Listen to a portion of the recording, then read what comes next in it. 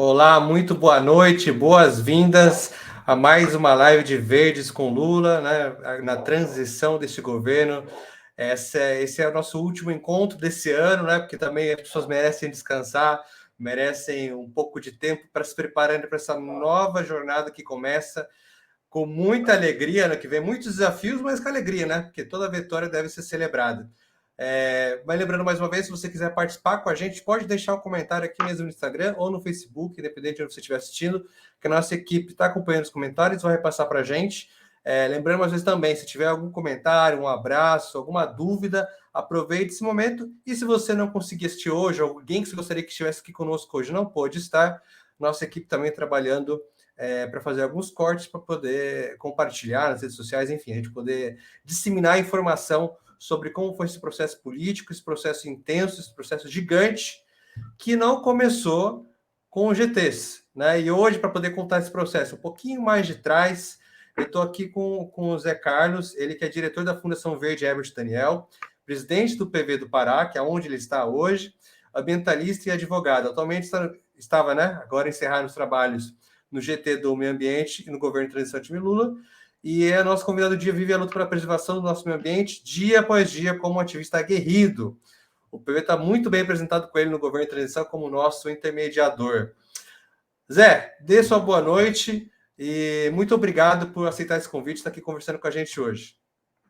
Boa noite, Luciano, boa noite da tua empresa, aos colegas do Partido Verde que estão assistindo a gente, que estão vindo, que confiaram a mim e aos colegas que foram participar do GT. Foram poucos os colegas do Partido Verde que estiveram lá, como a Shirley, Gustavo, o Denis, o Eduardo Brandão, o Luciano Graça, né? O Reinaldo. Comigo tivemos lá, cada um no seu GT, né? Então, vários GTs, todo mundo foi lá. Então, uma confiança aí do diretório. Primeiro, o diretório confiou em mim para participar do restrito grupo de elaboração do programa de governo. Então, o programa de governo tiveram 7 partidos e 7 técnicos, né? Contando com a coordenação do ministro Luiz Mercadante, e elaboramos o programa de governo com o qual o presidente Lula disputou a eleição. Então, quando nós fomos para o GT, a gente já tinha um programa de governo que foi elaborado coletivamente por esses partidos, e o Diretório Nacional me encarregou dessa missão, dessa tarefa, uma tarefa muito importante. Nós conseguimos escrever lá as teses básicas do Partido Verde, estão no programa de governo, que é o desenvolvimento com sustentabilidade. Né? Então, estou E aqui, é um prazer estar participando dessa live. legal, obrigado. E conta pra gente assim, pelo que eu me lembro, né? Então, teve esse processo um pouco mais fechado, né? De compor, então, com as lideranças dos partidos a composição, a construção desse plano. Teve um processo mais aberto, onde a gente só convidou pessoas que compõem o partido no país inteiro para construir as propostas. Isso depois foi repassado para o plano de governo, foi disputado as eleições e chegamos nos GTs. Antes de a gente chegar nos GTs, quero dar um passo à frente. Como que vai ser o trabalho da fundação, do partido, já a partir de 1º de janeiro? Né? Qual é a posição que a gente tem? Aí eu não estou falando de estar dentro do governo, estar fora do governo, eu estou pensando assim, enquanto partido. A gente já tem uma ideia de como a gente vai fazer esse processo de acompanhamento daquilo que foi proposto, daquilo que foi pensado para esse plano de governo vencedor nesses próximos 4 anos? Olha, a gente vai ter agora, o partido tem em janeiro para fevereiro, uma discussão de composição de nova direção partidária, né? E a fundação, ela reúne geralmente, ela reuniu agora, fez a reunião anual para aprovar o orçamento do ano que vem. Então já foi aprovado o orçamento, e em janeiro a gente tem a reunião do plano de trabalho, onde a gente elabora o edital para financiamento de projetos de 2023, né? Eu estou defendendo, junto com alguns colegas da fundação, que a gente está fazendo uma reflexão sobre o papel dos partidos políticos, né? Eu até escrevi uma frase que é mais ou menos assim: os partidos políticos ficaram tão formais que eles parecem uma gravata, né? Uma gra... Eles estão a gravatinha do indumentário da institucionalidade, né? Então os partidos eles não têm conseguido abrir suas portas para a participação da sociedade. Uhum. E a sociedade, durante muito tempo, tentou, de muitas formas, participar. Como ela não conseguiu, ela criou seus próprios meios, né, de participação. São as ONGs, as organizações da sociedade civil, que as causas estão nas ONGs, né? No movimento LGBTQIA+, no movimento dos pretos, no movimento da causa animal, né? Então, só para ter uma ideia, no GT nós tivemos lives com causa animal, com outras causas. A causa animal, nós tivemos 1.400 pessoas representando entidades participando do debate de causa animal, para você ter uma ideia. Né? Então, e a grande maioria das pessoas fazem voluntariado nessas causas, mas não se sentem bem dentro dos partidos políticos. Né? Então, nós estamos fazendo essa reflexão na Fundação, porque a gente já tentou de todas as formas fazer as pessoas virem para dentro do PV, mas elas só aparecem no período eleitoral. Né? E agora temos um outro movimento da sociedade tentando forçar a porta, que são as chamadas candidaturas coletivas. Né? As Sim, chamadas candidaturas coletivas é uma maneira da sociedade dizer: nós não estamos satisfeitos com o modelo, nós não sim. queremos esse modelo de organização política partidária. Mas os partidos não ouvem. Infelizmente, não houve. Então, nós estamos fazendo essa reflexão, porque a gente precisa se fortalecer junto da sociedade para ajudar esse governo. É um governo muito desafiador, vou dizer desafiador. Não é difícil, é desafiador. Né? O que nós encontramos no processo de transição mostra o desafio que nós vamos ter pela frente. Sim, inclusive eu fui co-candidato numa uma dessas candidaturas de 2016. Mas antes da gente prosseguir e a gente voltar um pouquinho para os GTs, eu até reagi um pouco também à sua fala. Tem aqui já tem um pessoal que já apareceu aqui na live, tem até já uma pergunta, né? O Márcio Souza, ele perguntou: Zé Carlos, por favor, nos conte como o PV entrou na Federação Brasil dos Esperança, como surgiu esse movimento de se unir a essa federação. Aí também temos o Sérgio, que está dando boa noites, que é do Rio Grande do Sul. Temos a Cíntia, o Carlos Andrade, que é de Taboão da Serra. Enfim, mais uma galera entrando e dando o seu abraço. Então, acho que são duas coisas. Uma, como que o PV entrou para a federação, e a minha pergunta, dando uma sequência ao que você comentou, quais são as estratégias que você pode dizer que estão dando frutos? Porque a fundação tem um pouco mais de liberdade, imagino, do que o partido, e o que de repente o partido poderia beber das ações da fundação nessa ânsia de encontrar uma estratégia de que as pessoas sintam mais à vontade em se relacionar com iniciativas partidárias, né? Que sem medo de dizer que são partidárias, né? Hoje a gente tem muita iniciativa, tem muito partido que até tirou partido do nome, né? Então, o que de repente o partido pode beber das iniciativas que a Fundação tem apoiado nesses anos, e aí também essa pergunta sobre como o PV entrou para a federação. Olha, começando como o PV entrou na federação. A gente tinha uma polarização evidente, polarização no processo político brasileiro, já estava demonstrado desde lá.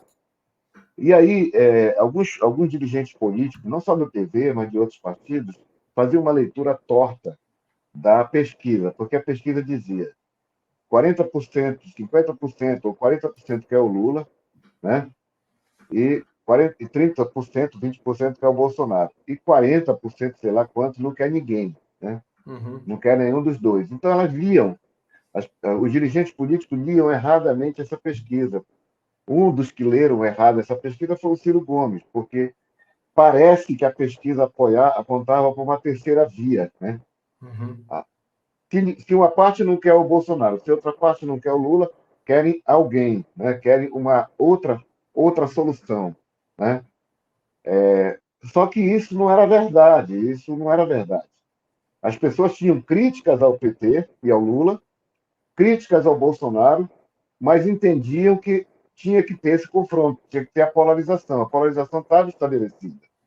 Quando nós da Fundação percebemos isso, e o PV continuava insistindo para experimentar essa terceira via, que foi uma experiência, foi uma tentativa, primeiro com Mandetta, depois com o Ciro Gomes, depois com sei lá quem, parte da direção do Partido Verde estava embarcando nessa leitura, que era uma leitura equivocada das pesquisas, né? Então, nós fizemos um debate lá na Fundação, detectamos pela Fundação que, por conta do nosso enraizamento com os movimentos sociais mais vivos, né, em função dos projetos que a gente apoia, a gente detectou que a polarização estava estabelecida e que era difícil sair dessa polarização. Então, a gente resolveu sinalizar para o partido que estava polarizado. E o que é que nós fizemos? Construímos, junto com o Gabeira, com o apoio do Gabeira, um documento chamado Brasil Verde, que era uma leitura mais didática, né, dos, dos graves problemas ambientais, das emergências climáticas, da justiça climática, da transição energética, de tudo aquilo que estava sendo relegado no governo Bolsonaro e que era exigência civilizatória, né?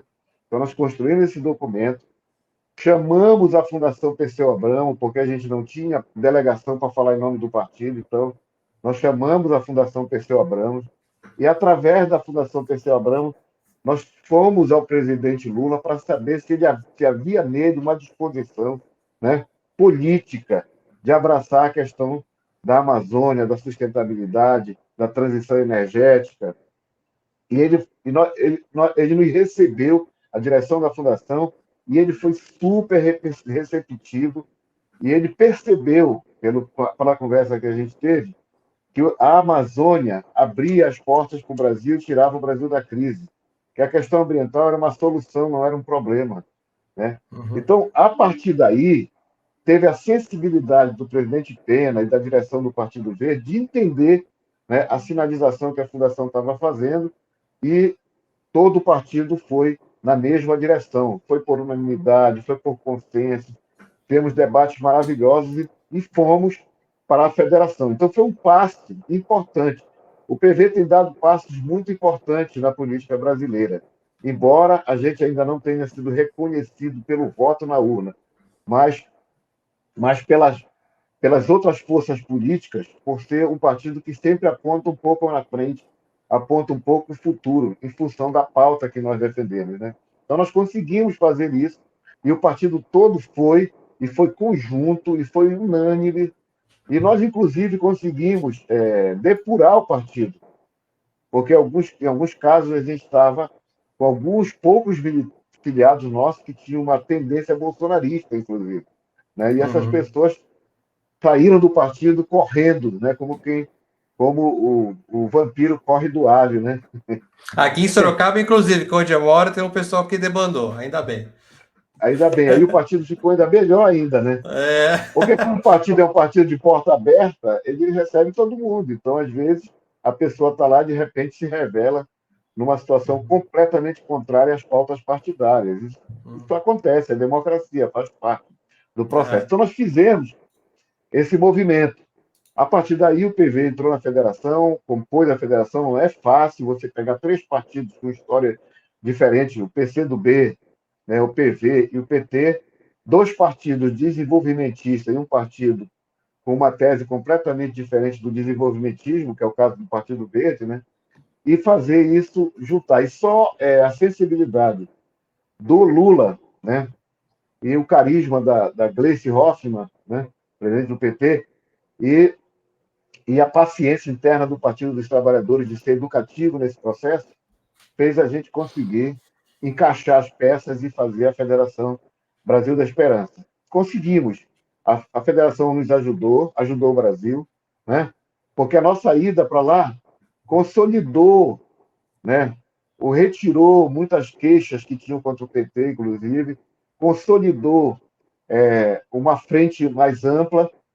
Com isso, foi possível também o PSD vir junto, foi possível também o Alckmin participar desse processo junto com a gente, né? O Alckmin, que era uma pessoa que acenava, fazendo aquilo que a gente queria, que era trazer o partido mais, a candidatura Lula para o centro-esquerda, mais para o centro, que é o que realmente era importante fazer nesse momento, porque você estava na polarização, mas se a candidatura viesse mais para o centro, você faria a polarização ficar um pouco mais, como assim, mais ideológica de um Brasil, de uma cara brasileira. Foi o que nós conseguimos com isso. Foi muito importante o que nós fizemos, né?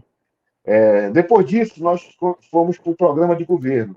E aí nós tivemos uma experiência no partido que foi exitosa, graças ao apoio da Mariana Perini, né?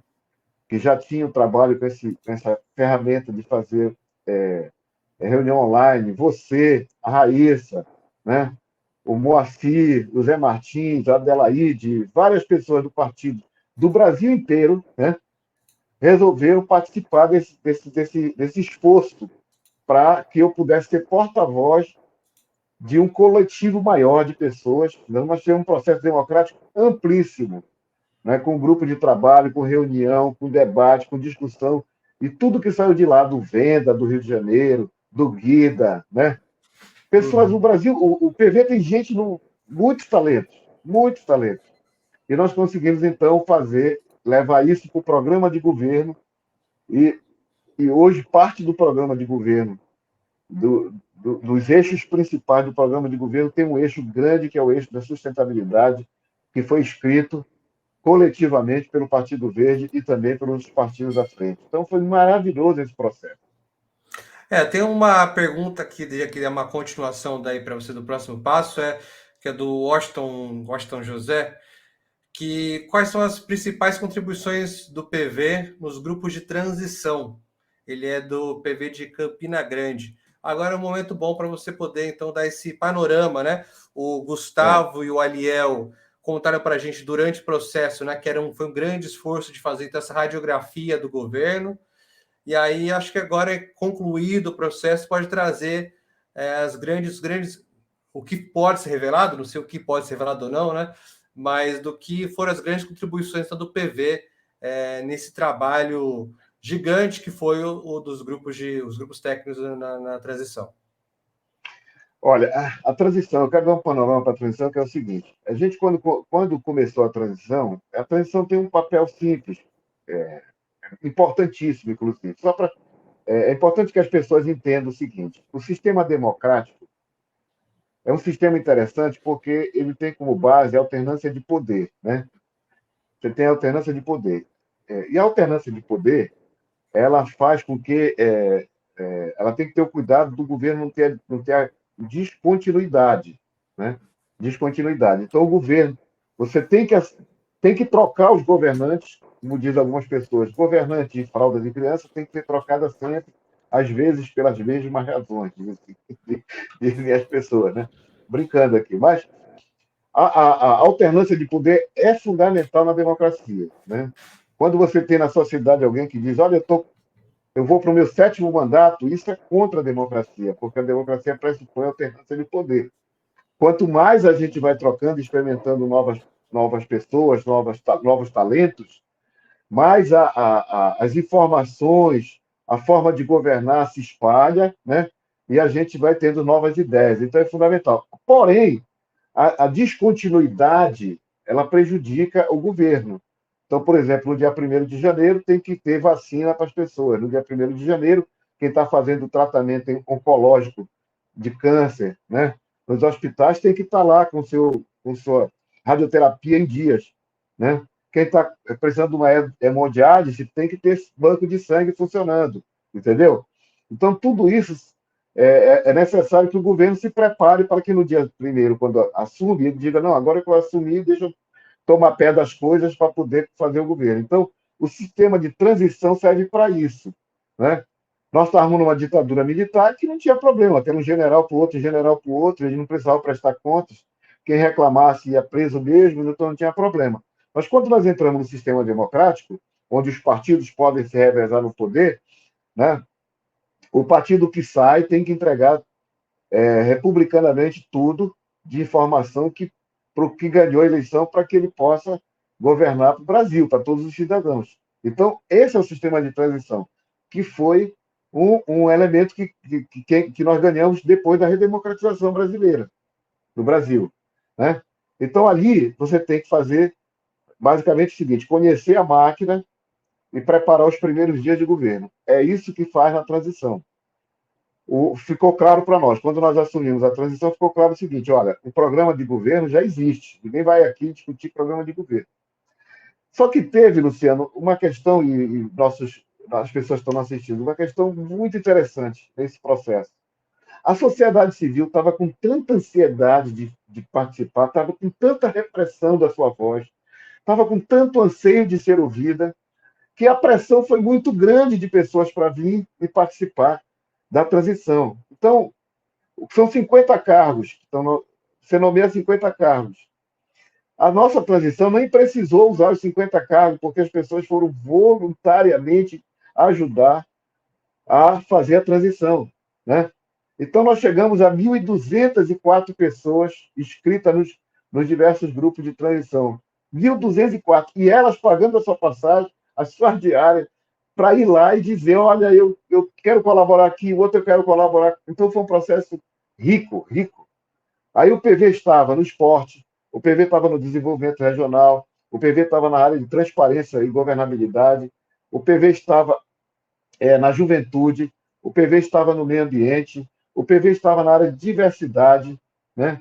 Então, são temas que são importantes para nós, e nós estávamos nesses temas.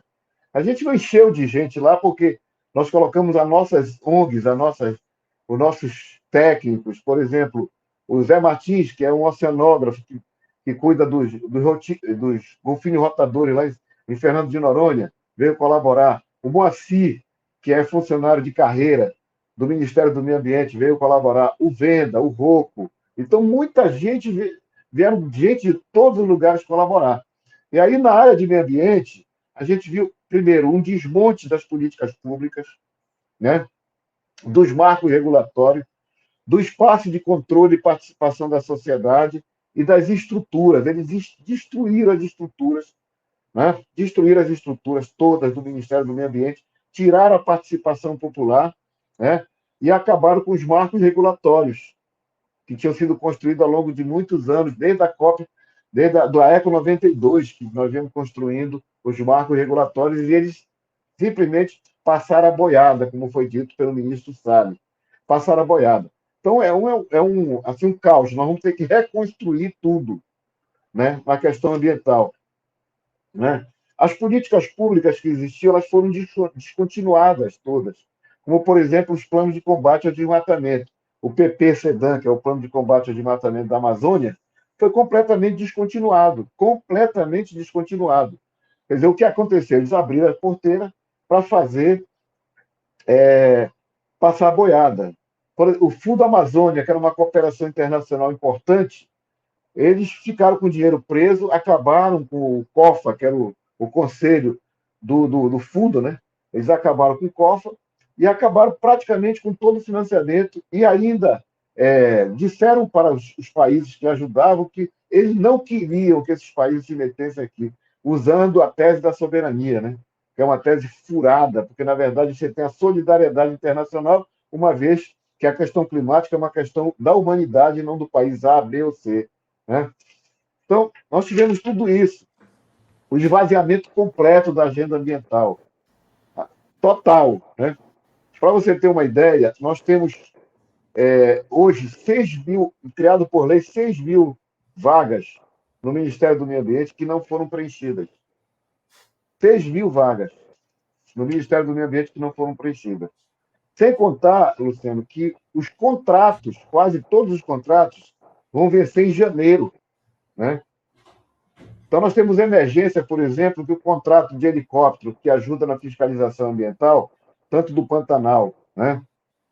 Do Pantanal, dos incêndios da área do Cerrado, né? Do Centro-Oeste, e também da Amazônia, esse contrato de helicóptero vai vencer em janeiro. É um desespero. Por quê? Porque não tem helicóptero sobrando no mercado, né? Para você contratar como se comprasse ali na feira aqui do meu Barreiro, aqui do Vero Peso, na feira do Vero. Você tem helicóptero, pega na prateleira, bota o helicóptero, ela não tem. Tem que fazer licitação, tem regras aeronáuticas sérias, tem uma série de situações, e eles vão entregar um governo nestas condições de emergência. Então, foi assim, um momento rico, o momento do GT de transição, entendeu? Rico porque a gente percebeu a vontade da sociedade de reconstruir o Brasil. Uma vontade proativa, entendeu? Então foi muito maravilhoso. E o PV, nas pautas principais do PV, o PV estava presente. Foi importante também para a gente ver o quanto que esses governos que se dizem liberais, apesar de muita gente discordar que Bolsonaro era liberal, ele era só realmente um nada, né? Tipo, é ele mesmo. De quanto que se destrói de propósito o Estado para que se tenha a desculpa necessária para que possa se entregar de mão beijada para a iniciativa privada, né? Então se destrói, se destrói, se destrói, se destrói, não se trabalha, se de propósito para que se valide esse discurso de que o Estado é ineficiente e aí você possa entregar isso para a iniciativa privada, você possa privatizar tudo quanto é coisa. Eu tenho aqui algumas participações, Zé, a gente está quase acabando. Diz para você que ia ser rapidinho, né? Vou tentar resgatar aqui, bastante gente comentando, entrando, mandando um abraço. A última que eu mandei aqui, deixa eu ver aqui atrás, tá? Rio Grande do Sul, Campina Grande, Tabuão, pessoal de Tabuão, boa noite. A Cristiana mandando também boa noite a todos. Deixa eu ver quem mais. O Sérgio agradecendo a sua análise. Deixa eu ver aqui, tá bom. Boa noite do Márcio Rodrigues, São Leopoldo, Rio Grande do Sul. Mosqueiro, Belém do Pará. Porto Alegre, pela via o Kleber Giovanni. O Márcio mandando um abraço da Juventude Verde. Wilson também de Porto Alegre. Cristiane de Afroverdes presente, acompanhando. A Vivi Paz dando um recado também sobre a troca democrática sendo oxigênio do poder. O Washington fazendo a sugestão aqui para nossa equipe do presidente da Paraíba, Denis, é um dos convidados também. Deixa eu ver aqui, você já respondeu essa pergunta. Já respondeu. Aqui o Zé Martic, honrado de poder ter participado desde o início da construção do Brasil. José Martins, projeto Golfinho Rotador, Fernando Noronha. O Piaulino do PV, também dando outro comentário. É isso, gente. Eu não posso. Aqui, a Caratinha também presente. E aqui o INPE serve de parâmetro do palanque do Bolsonaro. É mais também é desconstruído, certo? Isso, outro mecanismo de controle que foi totalmente desconstruído. Aí tem um abraço também, Domingos Ailton, do Partido Verde, Jequié, na Bahia, e outro também do Rio de Janeiro.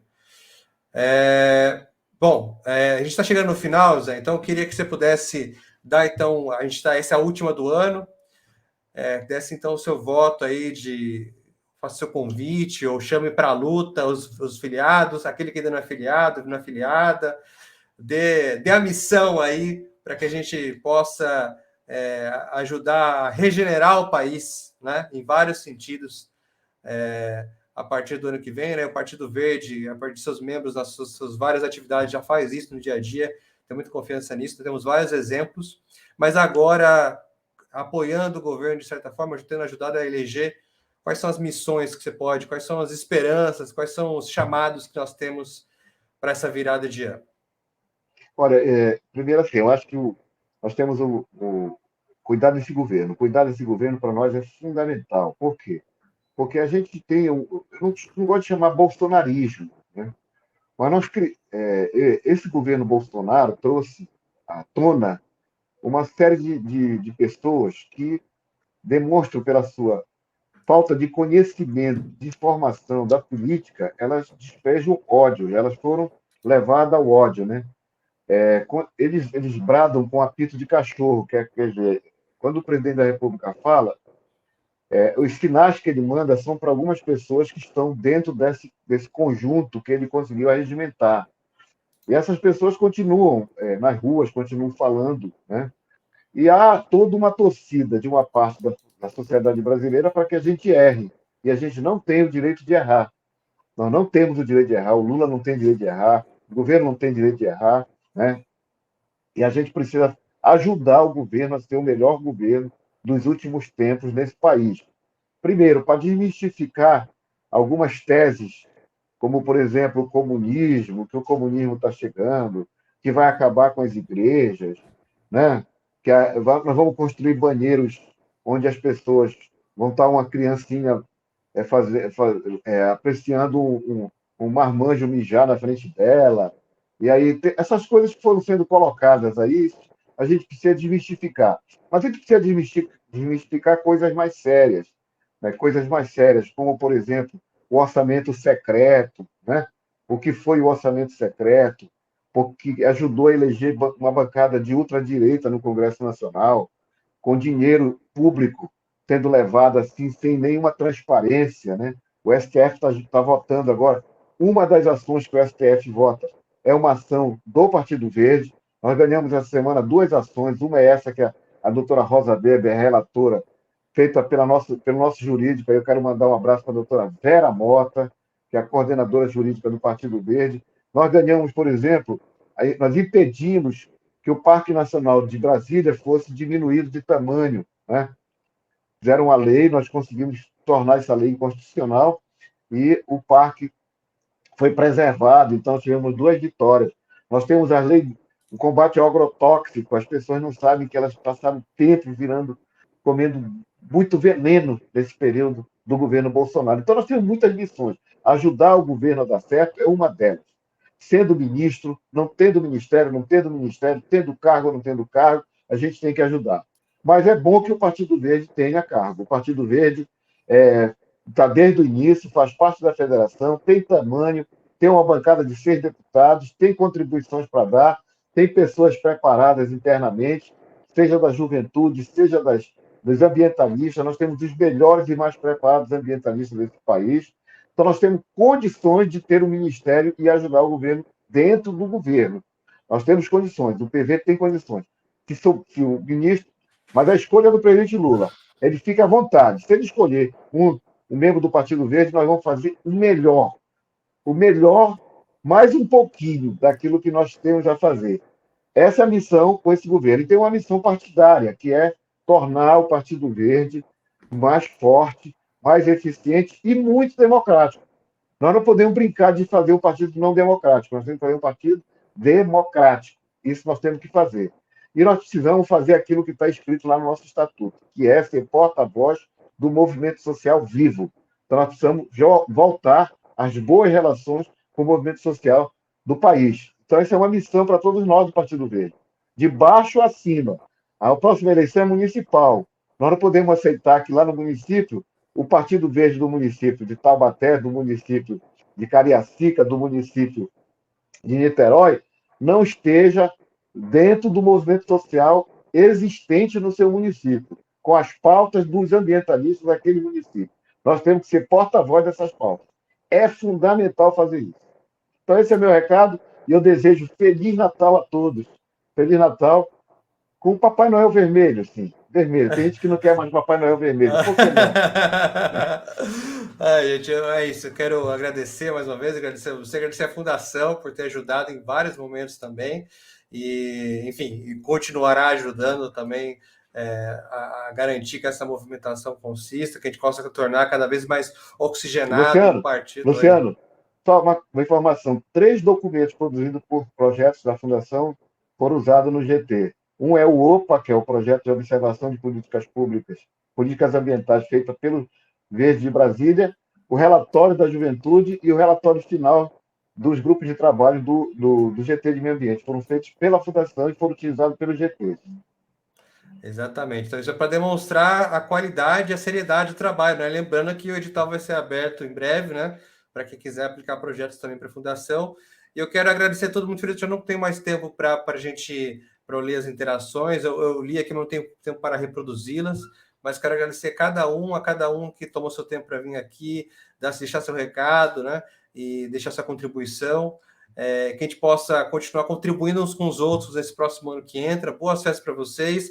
Quero agradecer a Mariana Perim, a secretária nacional de comunicação, Márcio Souza, secretário de mobilização, ao Tófano, secretário de informação, e ao Partido Verde como um todo, né? A Proempresa, que torna isso possível também. Muito obrigado a todos vocês e que a gente possa continuar liderando vários outros processos no ano que vem e que a gente possa verdadeiramente regenerar esse país daqui em diante. Muito obrigado, boa noite e tenham todos uma ótima semana.